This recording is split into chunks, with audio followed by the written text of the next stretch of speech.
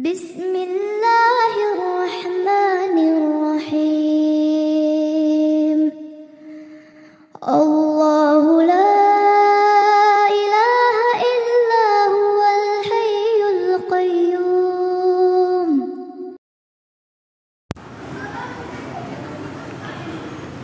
Di sini Allah Subhanahu wa taala mengatakan laqad kana li saba'in fi maskanihim ayah. Sungguh bagi kaum Saba ada tanda-tanda kebesaran Allah di tempat kediaman mereka. Jannatani an yaminin wa shimal, di mana di negeri Saba ada dua buah kebun yang berada di sebelah kanan dan ada di sebelah kiri. Kulu min rizki rabbikum, maka Allah Subhanahu wa taala katakan kepada penduduknya, makanlah dari rizki yang Allah anugerahkan kepada kalian. Washkurulah, tapi jangan lupa kalian bersyukur. Baldatun thayyibatun wa rabbun ghafur, negeri yang sangat nyaman dan memiliki Tuhan yang Maha Pengampun. Fa'aradu, tetapi negeri tersebut belakangan mereka berpaling. Fa'arsalna alaihim sailal arim, maka kami kirim kepada mereka banjir bandang yang sangat besar. Wa baddalnahum bi jannatayhim jannataini dhawatai ukulin khamtin wa athlin wa syai'in min sidrin qalil.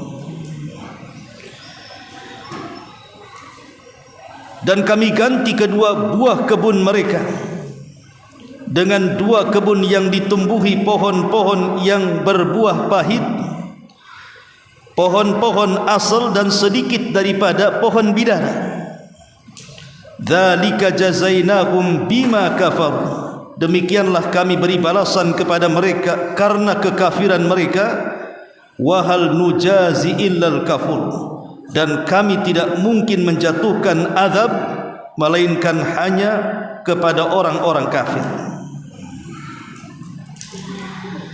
Ma'asyiral muslimin wal muslimat rahimani wa rahimakumullah. Cerita negeri Saba. Kalau kita cerita negeri Saba, berarti kita cerita tentang seorang nabi,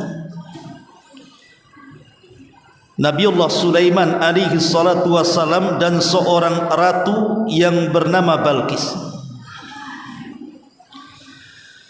Satu hari Nabi Sulaiman pernah membariskan pasukannya. Tiba-tiba ada satu pasukan burung tidak nampak di pasukan tersebut. Pasukan burung itu disebut hudhud.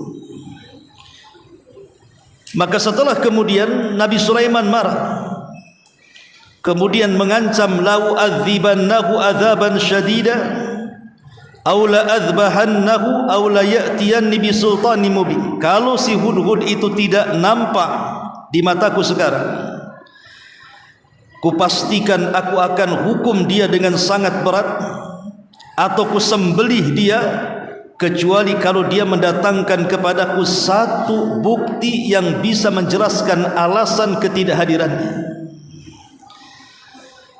Tiba-tiba hudhud selang setelah Nabi Sulaiman memberikan ancaman, muncul pula dia di situ. Kemudian dia mengatakan, inni wajadtum ra'atan tamlikuhum wa utiyat min kulli syai'in wa laha arsun azim. Kata hudhud, wahai Sulaiman, baru saja aku terbang dan aku melihat ada satu negeri di mana negeri tersebut disebut Saba. Sungguh aku dapati pemimpin di negeri tersebut adalah seorang wanita, dan sungguh negeri tersebut memiliki singgasana yang sangat besar. Tetapi kata hudhud kepada Sulaiman, wajadtuha wa qaumaha yasjuduna lisyamsi min dunillah. Tapi sayang wahai Sulaiman, negeri tersebut penduduknya menyembah matahari. Maka ketika itu Sulaiman pun mengirim surat kepada negeri tersebut, ditujukan kepada Ratu Balqis agar dia beriman kepada Allah Subhanahu wa taala. Singkat cerita, Ratu Balqis pun beriman kepada Allah, sehingga lambat laun negeri Saba yang tadinya makmur semakin lebih makmur lagi karena keimanan penduduknya kepada Allah Subhanahu wa taala. Setelah Nabi Sulaiman meninggal dunia, Ratu Balqis juga meninggal dunia. Banyak diutus para nabi ke kerajaan Saba ini.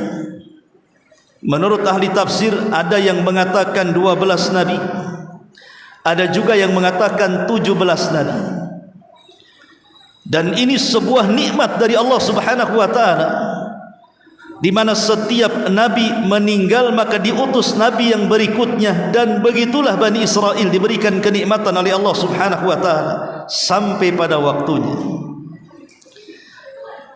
Ketika kemudian sudah tidak ada nabi yang diutus kepada mereka, mulailah penduduknya kufur. Penduduknya kufur mulai kembali menyembah matahari, dan sebagian mereka menyembah berhala-berhala selain daripada Allah Subhanahu wa taala. Dari sinilah maka Allah Subhanahu wa taala kirim azab kepada mereka. Negeri yang tadinya subur luar biasa, akhirnya Allah Subhanahu wa taala azab dengan menghancurkan kebun-kebunnya, dan tidak ada buah-buahan yang hidup kecuali hanya 3 pohon saja. Pertama, khamtin, walaupun berbuah tapi pahit rasanya. Kemudian aslin, memang pohonnya besar, rindang, tidak ada buah, hanya ada naungannya saja. Kemudian sidr, ma'ruf pohon sidr, pohon bidara, itu buahnya kan kecil-kecil, tidak mungkin mengenyangkan penduduknya. Begitulah Allah Subhanahu wa taala berfirman, la in syakartum la azidannakum wa la in kafartum inna adzabi lasyadid. Kalau kalian syukur, ku tambah nikmatku, tapi kalau kalian kufur, azabku sangat pedih. Surah As-Saba ini sebenarnya ada asbab nuzulnya. Jadi Nabi SAW mengingatkan orang-orang Quraisy, karena Allah telah banyak memberikan nikmat kepada mereka, tapi orang-orang Quraisy malah kufur. Pertama, Allah letakkan Baitullah Al-Haram di tengah-tengah orang Quraisy, dan itu sebuah nikmat yang Allah anugerahkan, di mana Baitullah tidak diletakkan di negeri-negeri manapun selain negeri Arab. Yang kedua, setelah peristiwa Abrahatul Asram, penyerangan Ka'bah oleh Abraha dengan pasukan gajahnya, kemudian Allah Subhanahu wa taala azab mereka dengan burung ababil, sehingga tidak ada yang tersisa dari pasukan Abraha kecuali lenyap dan dilulantakkan Allah. Maka berita ini menyebar. Ketika menyebar inilah mereka ketakutan dengan orang-orang Quraisy, sehingga orang-orang Quraisy berjalan kemana arah pun tidak berani manusia mengganggunya. Allah berikan keamanan dalam setiap aktivitas mereka. Baik mereka ke Syam, tidak ada yang mengganggu. Baik mereka ke Yaman, tidak ada yang mengganggu. Betul-betul Allah berikan keamanan. Kemudian yang ketiga, Allah anugerahkan rizki yang melimpah di tengah-tengah orang Quraisy itu, karena berkat perdagangan mereka. Maka Nabi SAW seolah-olah mengingatkan kepada orang-orang Quraisy, Allah sudah banyak memberikan nikmat kepada kalian, maka jangan kalian kufur. Kalau kalian kufur nikmat, tidak bersyukur kepada nikmat Allah, tidak mentauhidkan Allah, maka nasib kalian sama dengan nasibnya kaum Saba. Disinilah turun ayat, laqad kana li saba'in fi maskanihim ayat. Sungguh bagi kaum Saba ada tanda-tanda kekuasaan Allah di tempat kediaman mereka. Jannatani an yaminin wa shimal, karena ada 2 belah kebun yang sangat besar yang terbentang sebelah kiri dan kanan mereka. Ma'asyiral muslimin yang dimuliakan Allah Azza wa Jalla, kenikmatan kaum Saba saya akan rinci sedikit. Betapa indahnya kaum Saba ini. Karena di zaman itu negeri Sabah ini menjadi negeri percontohan, negeri yang paling indah sekali, negeri yang kalau kita katakan negeri yang baldatun thayyibatun wa rabbun ghafur, tidak ada negeri seindah dan sesubur kaum Sabah sehingga banyak-banyak negeri cemburu dengan kaum Sabah, saking indahnya. Makanya Allah istilahkan dengan sorga. Pertama, ahli tafsir seperti yang dikatakan Imam Qatadah rahimahullahu ta'ala, di negeri Sabah ini kalau ada seorang wanita hendak memanen buah-buahan di kebunnya, itu tidak perlu dipetik, cukup diletakkan keranjang di atas kepala, masuk ke dalam kebun, keluar kebun, sudah penuh tuh keranjang dengan buah-buahan itu. Karena ajaib itu. Masa tidak dipetik, tahu-tahu jatuh ke keranjangnya, kemudian keluar keranjangnya sudah penuh. Nikmat mana lagi yang Allah anugerahkan kecuali kepada kaum Sabah ini.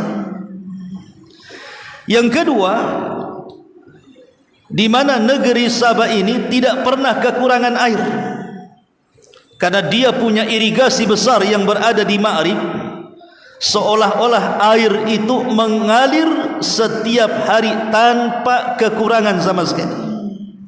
Dan anugerah air ini sangat besar, karena Allah Subhanahu wa taala mengatakan wa ja'alnal ma' likulli syai'in hayyin, kami jadikan air itu segala sesuatu menjadi hidup.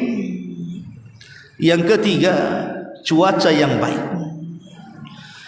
Jadi kalau seandainya ada orang-orang yang masuk ke negeri Sabah, mereka membawa penyakit dalam badannya, masuk ke negeri Sabah sembuh penyakitnya. Bahkan kalau seandainya di kepalanya banyak kutu, di zaman itu kan banyak kutu tuh. Zaman saya masih kecil-kecil saja, rata-rata orang itu punya kutu di kepalanya. Nanti sama ibunya dicari, kemudian digigit, tah dimakan, tah diludahkan. Yang jelas zaman dulu banyak kutu lah. Jadi kalau ada orang yang banyak kutu di kepalanya masuk ke negeri Sabah, mati semua tuh kutu-kutunya. Kalau di kita kan terbalik, datang ke Batam tak ada kutu, masuk Batam pula banyak kutu. Ya. Jadi ini negeri yang luar biasa, memiliki cuaca yang bisa membunuh kuman-kuman dan penyakit-penyakit. Ini yang ketiga. Yang keempat, bukan hanya itu saja, kebun negeri Sabah itu tidak ada binatang-binatang baik kecil ataupun besar. Tidak ada kecoa, tidak ada lipan, tidak ada ular, tidak ada kalajengking, tidak ada semut, tidak ada nyamuk, tidak ada apapun masuk ke dalam kebun tidak gatal. Kalau kita masuk, antum ke kebun Jabal Uhud sana, macam-macam binatang ada di situ.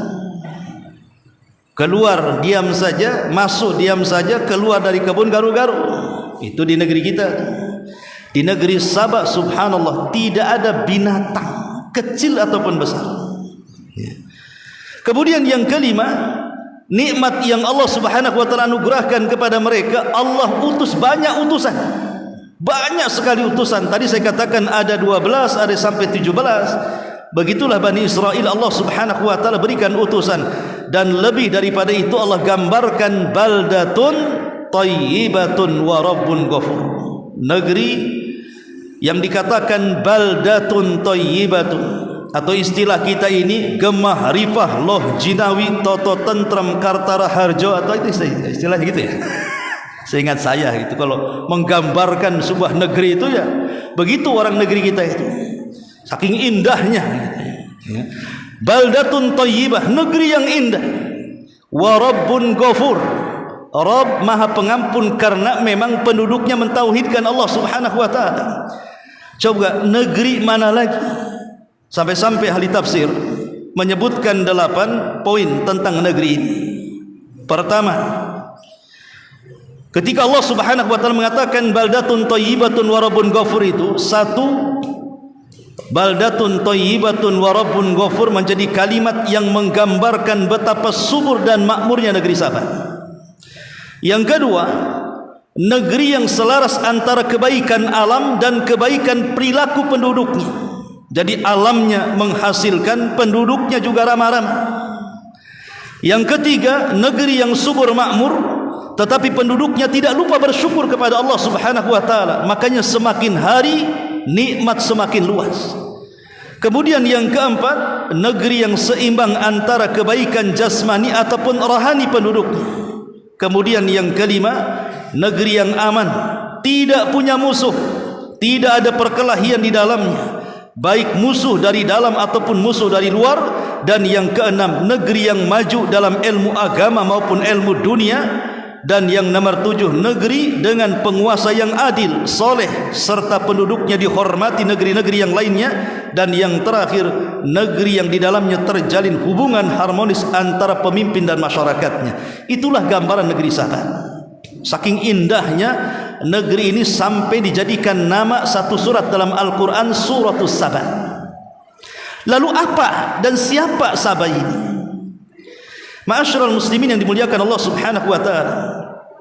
Dalam sebuah hadis, Nabi SAW pernah ditanya tentang siapa atau apa Saba itu. Apakah Saba itu ardun, dia sebuah negeri, au imra'atun, dia sebuah wanita?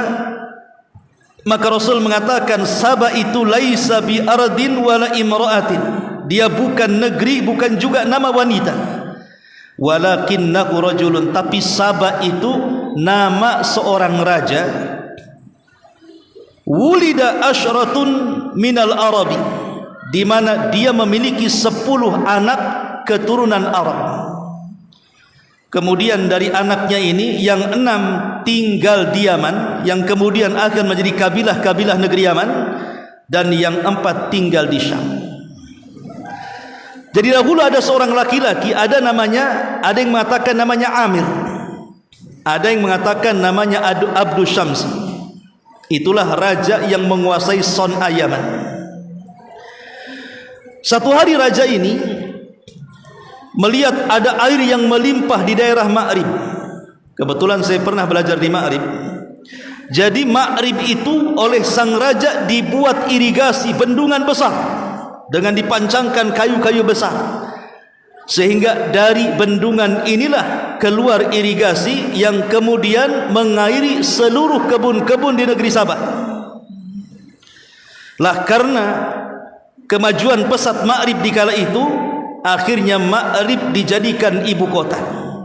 Karena dari situlah penghidupan orang-orang Sabah di kala itu. Bahkan waktu saya pernah belajar di satu tempat namanya Bene Dhobian, kebetulan markas tempat saya belajar belakangnya itu ada sungai. Itulah yang disebut dengan Sail Arim yang disebutkan dalam ayat ini. Jadi di belakang pondok itu ada sungai disebut Sail Arim. Itu ya sejarah kerajaan Sabah juga. Jadi kalau di Ma'rib itu bendungan diangkat, maka kemudian sungai itu akan menjadi sungai, banjir gitu ya. Tapi kalau seandainya bendungannya ditutup, maka sungai itu menjadi kering dan berubah menjadi jalan. Jadi terkadang jadi sungai, terkadang jadi jalan, tergantung bendungannya tadi. Kalau lagi diangkat bendungannya, banjir, maka jadilah jalan itu menjadi air, itu disebut Sail Arim. Tapi kalau seandainya ditutup bendungannya, jadi jalan. Yang luar biasanya, kalau sudah 2-3 hari itu, biasanya kan airnya nyusut tuh, nanti ada genangan-genangan di jalan-jalan yang sifatnya rendah. Disitulah macam-macam ikan ada. Bahkan hampir setahun saya di situ itu makan ikan saja setiap hari, ikan mujair. Mana Ustaz Aswad? Mana Ustaz Aswad tuh ceritanya. Jadi di situ ikan mujair itu bukan segede gini, ikhwan. Itu segini. Antum nangkap ikan mujair itu bukan kayak kita pakai mancing. Ribuan tinggal diambil saja karena orang situ dah suka ikan. Bahkan ada satu ikan itu mungkin kayak kalau di kita itu disebut gabus ya. Itu 1 meter itu. Itu banyak. Segede paha. Itu kalau ditangkap diam saja. Makanya kita istilahkan ikan bodoh-bodoh. Orang Yaman akhirnya ngikut ikan bodoh katanya. Padahal itu kita yang ngasih nama. Ikan bodoh-bodoh kan ditangkap diam saja. Lah setiap hari kita makan ikan di situ. Karena kebetulan orang-orang Libya itu tidak suka makan ikan, ya kita aja yang suka makan ikan di situ. Hampir setahun saya makan ikan di situ. Jadi Negeri Sabah ini letaknya di Jazirah Arab, lebih tepat di Yaman, lebih tepat di Ma'rib, karena di situ ada bekas peninggalan Ratu Balkis, menjadi destinasi wisata. Ya, artinya banyak orang yang ke situ kemudian selfie ingin melihat peninggalan kerajaan Sabah. Lah ma'asyiral muslimin yang dimuliakan Allah Subhanahu wa taala, negeri Sabah ini negeri yang sangat subur luar biasa. Sampai-sampai kalau ada orang yang safar dari Yaman ke Syam, itu tidak perlu bekal. Kenapa tidak perlu bekal? Karena airnya jernih, sepanjang jalan ada sumber air, bisa minum dengan puas, dan kalau lapar tinggal metik saja. Jadi bulak balik ke Syam itu tidak perlu bawa bekal. Bahkan seorang wanita sendirian tanpa mahram tidak ada yang berani mengganggunya. Saking nikmatnya negeri tersebut. Tapi sayang, penduduknya kufur. Ketika penduduknya kufur itulah akhirnya Allah Subhanahu wa taala katakan kepada mereka, fa'aradu fa'arsalna 'alaihim sailal arim. Ketika mereka berpaling, maka kami kirim kepada mereka banjir bandang yang luar biasa. Tahu penyebabnya? Penyebabnya adalah beberapa tikus sebesar kucing. Tikus got kalau kita istilahkannya. Kalau tikus rumah kan curut kecil. Kalau tikus gos itu kan gede-gede tuh. Kalau ketemu kucing, kucing yang lari itu. Kalau saking gedenya. Jadi tikus-tikus itu menggerogoti bendungan Ma'rib. Karena di zaman itu kan bendungan bukan pakai ready mix kayak kita sekarang. Kalau sekarang pakai ready mix, tikus mau gerogoti apa enggak habis tuh gigi tikus tuh. Ya karena zaman itu kan pakai kayu. Sehingga tikus bisa menggerogoti. Lah karena keasikan penduduk Sabah terlena dengan dunia, lupa mengecek jembatan, lupa merawat jembatan, sampai pada waktunya Allah izinkan satu kayu keropos, kemudian bendungan itu menjebol, air itu menjebol bendungan, akhirnya kemudian melululantakkan satu negeri Sabah. Banyak yang meninggal, sebagiannya akhirnya keluar dari negeri Sabah dan minta suaka ke Madinah. Dan ketika itu tidak ada lagi satu tumbuh-tumbuhan yang selama ini menghiasi negeri Sabah sehingga diistilahkan sorga, sehingga Allah Subhanahu wa taala hanya menyisakan 3 tumbuhan saja. Yang disebutkan dalam Al-Qur'an tadi, Allah Subhanahu wa taala katakan apa? Ukulin khamtin wa athlin wa syai'in min sidrin qalil. Dan sampai hari ini saya lihat di Ma'rib itu memang gersang di sana. Ya, yang ditumbuhi hanya sekedar bidara, di mana-mana ada. Kemudian pohon asal itu pohon yang besar, hanya diambil naungannya, tidak ada buahnya. Kemudian khamtin itu ada semacam pohon khamat, itu tidak bisa dimakan karena pahit rasanya. Kalaupun sekarang kemudian di Ma'rib subur, itu karena alat yang ada di zaman sekarang dengan teknologi, barulah kemudian merubah padang pasir jadi sawah. Itu pun hanya sebentar saja. Ma'asyiral muslimin yang dimuliakan Allah Subhanahu wa taala, begitulah bagaimana Allah Subhanahu wa taala menghancurkan negeri Sabah. Makanya Allah katakan, dzalika jazainahum bima kafaru wa hal nujazi illal kafur. Demikianlah kami memberikan balasan kepada mereka karena kekafiran mereka, dan kami tidak mengazab mereka melainkan hanya kepada orang-orang yang kufur. Karena negeri Sabah ini kufurnya dari 2 arah. Pertama, kufur nikmat. Yang kedua, kufur kepada Allah Subhanahu wa taala alias melakukan kesyirikan, double kekufurannya. Makanya kemudian diazab oleh Allah Subhanahu wa taala, dan negeri yang dulunya indah menjadi runtuh, menjadi cerita di dalam Al-Qur'an. Maka ini penting, bahwa negeri yang indah saja bisa Allah hancurkan kalau penduduknya kufur kepada Allah Subhanahu wa taala. Wallahu a'lam bishawab. Mudah-mudahan manfaatnya. Subhanaka wa bihamdika asyhadu an la ilaha illa anta astaghfiruka wa atubu ilaik. Allahu taala alam. Assalamualaikum warahmatullahi wabarakatuh.